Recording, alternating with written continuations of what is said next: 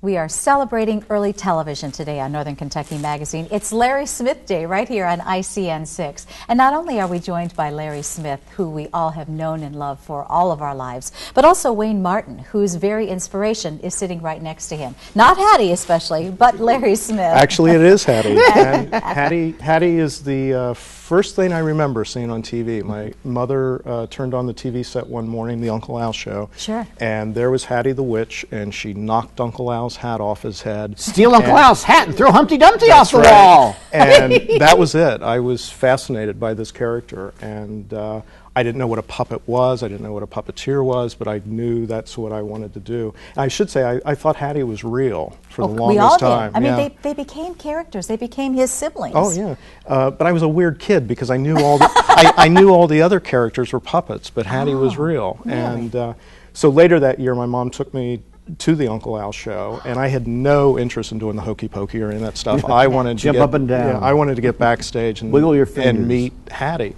Sure. And so there was a little gate next to the Uncle Al barn, and it had a little latch on the top, and I saw people going back there from time to time. So when no one was around, I walked over, and I was just tall enough to be able to hit that little latch, and the gate opened, and I walked backstage, and all the puppets were laid out on the floor, but Hattie wasn't there. So that was proof positive to me that Hattie was real, because if she was a puppet, she'd be there with the rest of them. She's the diva. Yes. I'm sorry. Yes. She had her own place. Yeah, that's right. So the next thing I knew, someone grabbed me by the shoulder, and it was one of the cameramen. Security. And he said, "You don't belong back here. You know, you're out here." And he shoved me out front. But and you were scarred for life, Wayne. No. Here I am. But you started off your career very similar in fashion to the way that Larry did, in that you started at 8 years old. Yeah, well, I went professional when I was 8. I actually started, like I said, I was about 3 when I saw Hattie on TV, and it was somewhere around Halloween time. And in my trick-or-treat basket that year, I got some suckers with napkins draped over, and they drew little ghost faces. So those were my first puppets. So I would sit in front of the TV set all day and act out the TV shows with these little suckers. And then that Christmas, my mother and grandmother made me some puppets, and actually made me my first Hattie puppet the following year. And so that's how it all started. And I was somewhere around 6 years old, and I started, I was performing for the family and all that. Absolutely. But went professional when I was 8. And you have had an illustrious career, being nominated for 2 Emmys and performing with some of the biggest names in the business, Jim Henson and the Crofts, and just doing wonderful work.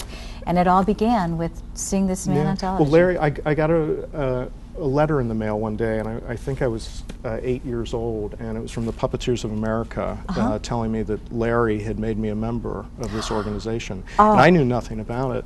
And it's a fantastic organization, and by the time I was 12 years old, this organization had allowed me to meet Jim Henson, Bill Baird, and Bert Tillstrom. And I used to call Jim Henson up when I was 12 years old, and he used to pick up his own phone at that point. You know?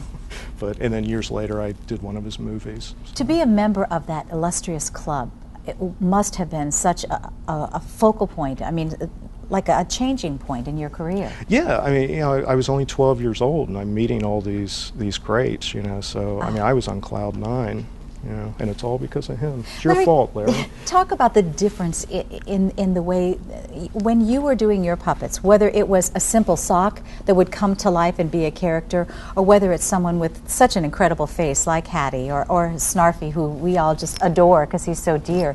You actually become that figure. You do it with your fingers, unlike a lot of other puppeteers who do things with strings or other things like that. You can only do your 2 characters at a time. Well, I started with marionettes, and then I got in with television with the hand puppets. And Hattie the Witch would come in on the Uncle Al show and steal Uncle Al's hat. That was one of the big things. And throw Humpty Dumpty off the wall. That was all those crazy things. But I started with puppetry when I was a young kid. Did you prefer one style over the other? The marionettes was the start of my career. And then with television, it was easier to do the hand puppets. But there's a national organization, the Puppeteers of America, which was actually formed here in Cincinnati a year before I was born, 1937. So we were the founding city of the Puppeteers of America. They have a national magazine that they put out, and you can find those down at the downtown library. It's called the Puppetry Journal and tells all the different things that are going on with our national festivals. Remember when I got to my first festival and I got to meet Bert Tillstrom? That was really something. Sure. That was a big show in its day. And I eventually got to work with Burr and see the Kukla and Ollie and all those wonderful characters. Fran. That's where I learned how to ad lib up in Dayton. I did a show with the TikTok Toy Shop, and it was Joe Rocco said, "Larry, when you're a puppeteer, you got to be a rooster. You got to be a rooster. When you're a mouse, you got to be a mouse."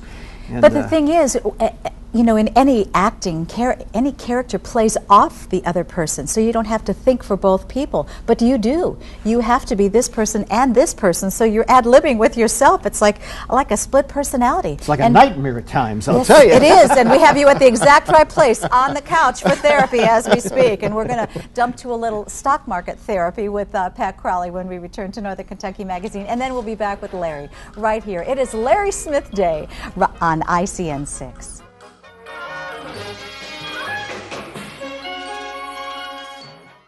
Miss Rudy? Hey, I sure do. My Thanksgiving pageant. I'm Miles Standish, and Hattie and Miss Abigail both showed up as Priscilla. Oh, that does bring back old memories. Come on, Teaser, let's see another one. Oh, look, it's Snarfy, our dog, as Chief Massasoit. Oh, no. Hello, Rose in Texas, that I am gonna say. Nobody else could miss her, not half as much as me. She cried so when I left, pardon me.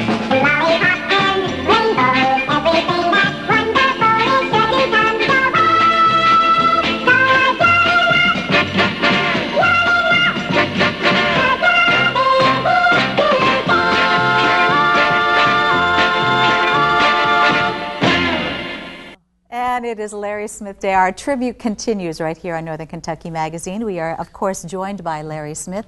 And Hattie the Witch. And I'm so sorry. I always forget to introduce you. I forgot to introduce you too, my friend. And it looks like Kevin over there. Kevin Frisch. Another one of those young men who have been inspired by this genius of a man, Larry Smith. Kevin, you grew up watching Larry Smith as well? Like every other Cincinnati in my age, and I hate to say a little bit older.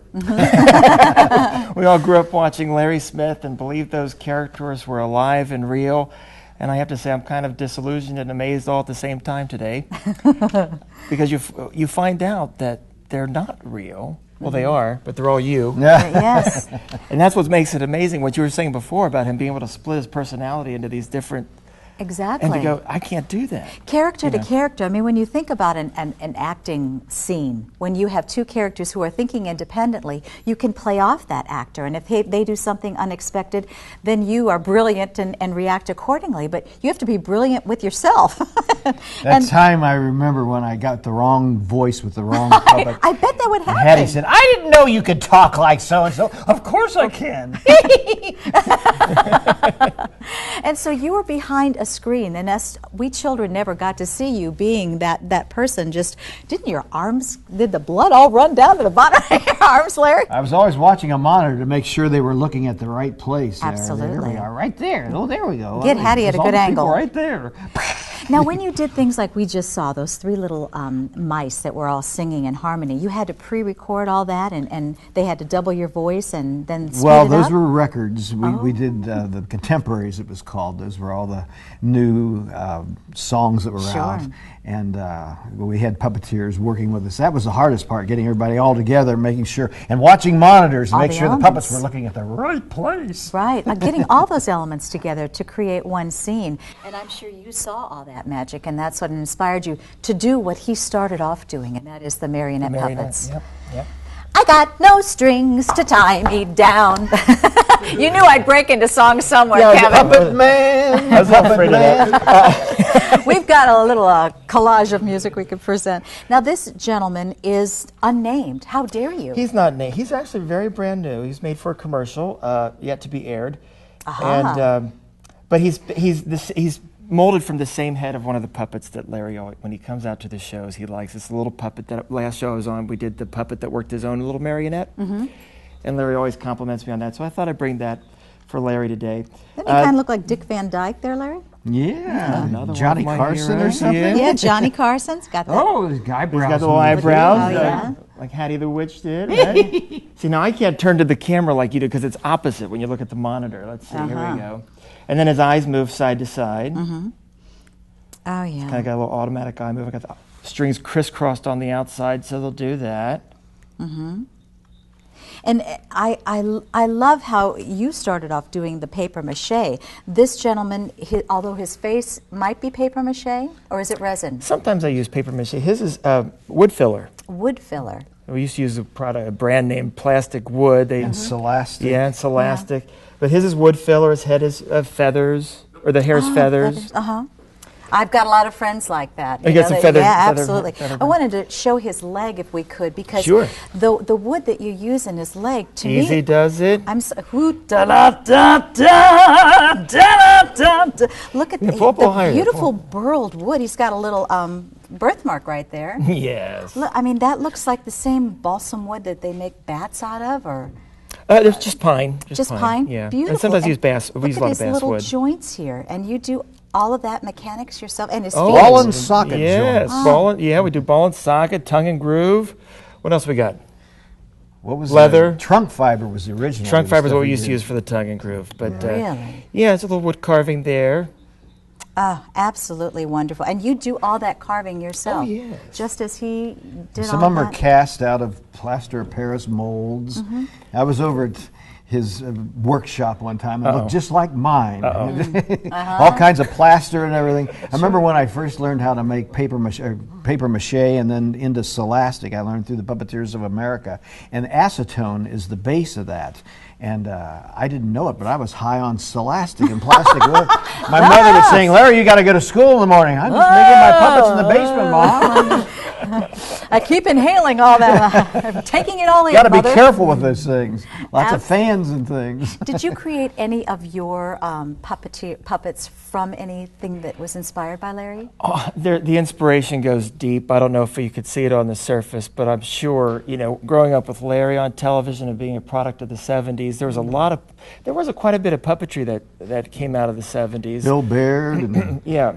Kukla Franenali, Bert Tillstrom. But you are exposed as Oh, opposed yeah. to being hidden. There is no illusion of for you, for all of us, we never saw you, Larry Smith. We saw your personas. For you, you are part of what he does. Yeah, sometimes we do the shows cabaret style where the puppeteer's visible, and other times we're hidden from view. But honestly, you would see Larry on the television show. I thought Larry lived in a puppet studio. I thought he lived at the studio and the characters were real. That's why I say I'm kind of disillusioned today. I'm sorry. I'm sorry to have to do this to you today. This young We're man. going to have a big celebration tomorrow. Yes, we are. We are going to have a big celebration tomorrow. And as a matter of fact, Pat Crowley will be back in just one moment with Mike Martini and Tom Newbold to tell all of you about the great celebration as we pay tribute to Larry Smith tomorrow at the Media Heritage Voice of America Museum. When we return to Northern Kentucky Magazine right here on There's my ICN6. postcard. You're everywhere, Larry.